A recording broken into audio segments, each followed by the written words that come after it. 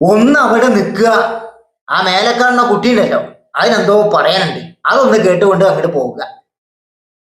പഹൽഗാം വിഷുവിനെ പറ്റി വേണം മിണ്ടില്ല, ബംഗ്ലാദേശിലെ വിഷയത്തെ പറ്റി വേണം മിണ്ടില്ല, ബംഗാളിലെ വിഷയത്തെ പറ്റി വേണം മിണ്ടില്ല.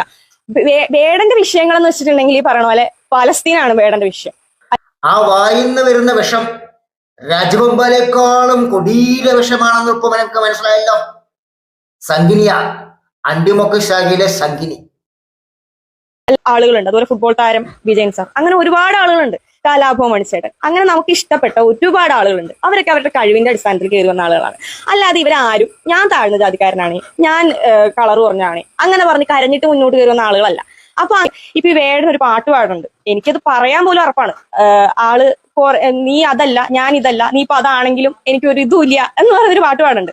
നമ്മുടെ കുട്ടികൾക്ക് ഇതൊന്നും എന്താണെന്ന് പോലും സത്യം പറഞ്ഞാൽ അറിയില്ല. നമ്മുടെ സമൂഹം അതിൽ നിന്നൊക്കെ ഒരുപാട് മാറി. ജാതി എന്താണെന്നോ അല്ലെങ്കിൽ മതങ്ങളുടെ തമ്മിലുള്ള വ്യത്യാസം എന്താണെന്നോ ഈ പറയണ പോലെ അത് കുട്ടി പറഞ്ഞത് ശരിയാണ്.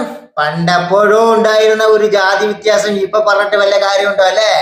അത് ശരിയാ കുട്ടി പറഞ്ഞത്. പക്ഷെ വേറൊരു കാര്യമുണ്ട്. 500 കൊല്ലം പഴക്കമുള്ള മുസ്ലിം പള്ളി പൊളിച്ചിട്ട് അവിടെ അമ്പലം പണിയുന്നതിൽ യാതൊരു കുഴപ്പമില്ല അല്ലെ കുട്ടിക്ക്? അല്ലേ കുട്ടിയെ?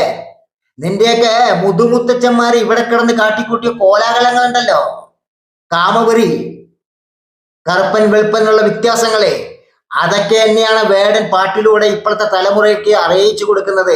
അത് അറിയിച്ചു കൊടുക്കേണ്ടത് ആവശ്യമാണ് കുട്ടിയെ. എന്താ കൊള്ളുന്നുണ്ടോ കുട്ടിക്ക്? ഇവർക്ക് ഹമാസിനെ പറ്റിയിട്ടും പാലസ്തീനെ പറ്റിയിട്ടും ഇസ്രായേലിന്റെ കുറ്റവും ഒക്കെ പറഞ്ഞ് കരഞ്ഞു കഴിഞ്ഞിട്ടല്ലേ ഇന്ത്യയുടെ കാര്യം നോക്കാൻ സമയമുള്ളൂ. അല്ലെങ്കിൽ ബംഗ്ലാദേശിലെ ആളുകൾ അനുഭവിക്കുന്ന വിഷയങ്ങൾ, കാശ്മീരിൽ പഹൽഗാമിൽ നടന്ന വിഷയങ്ങളൊക്കെ പറയണമെങ്കിൽ ഇവർക്ക് ഈ പറയണ പോലെ ഹമാസിനെ പറ്റിയിട്ട് സംസാരിച്ച് കരഞ്ഞു തീർത്തിട്ട് വേണമല്ലോ ഇതൊക്കെ പറയാൻ. കുട്ടിയോട് എനിക്ക് ഒന്നേ പറയാനുള്ളൂ, മനുഷ്യനെ മനുഷ്യനായി കാണാൻ സംഖ്യകൾക്ക് കഴിയില്ല. മനസ്സിലായോ സംഖ്യനി? അത് കുട്ടി ഒന്നും കൂടി തെളിയിച്ചു.